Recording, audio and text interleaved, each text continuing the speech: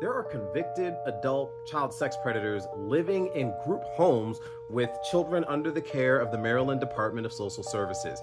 Yet another scathing audit released from the General Assembly is exposing just complete incompetence at the very institutions that are intended to protect our children.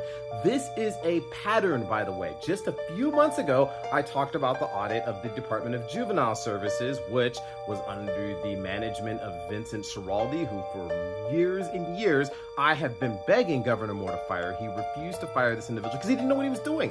There are people that are running these state agencies that are supposed to be caring for our young people that aren't doing basic things. Do you know how they found out about these child sex predators that were living in homes with these foster kids?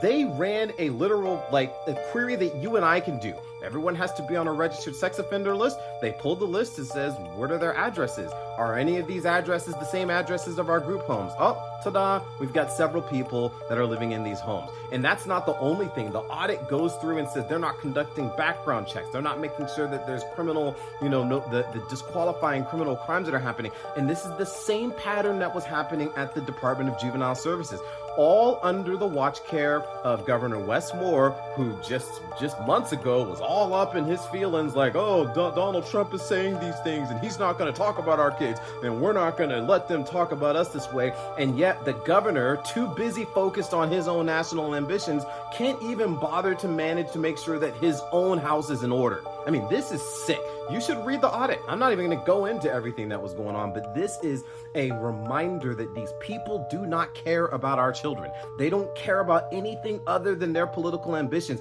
And I have been saying this for years. If you've been following me, I've been warning you. These are people that aren't doing their basic things. Look, Governor Hogan, again, you can say whatever you want about him. He had this state running in order. And there were standards. Now, again, doesn't mean there weren't issues under the administration, but repeatedly, auditors that are supposed to be friendly, this is the General Assembly, they have been telling the governor, you've got issues with your Department of Juvenile Services, you've got issues with your social services, and yet Governor Moore can't seem to pick people that know how to manage. It's like, how do you have child sex offenders living in group homes? I mean, one of the cases, there were children 4 to 8 years old that were living with a sex offender, and the guy was convicted of literally trafficking children. Like, I don't understand how things like this happen. Well, no, that's not true. I do. The governor's too distracted.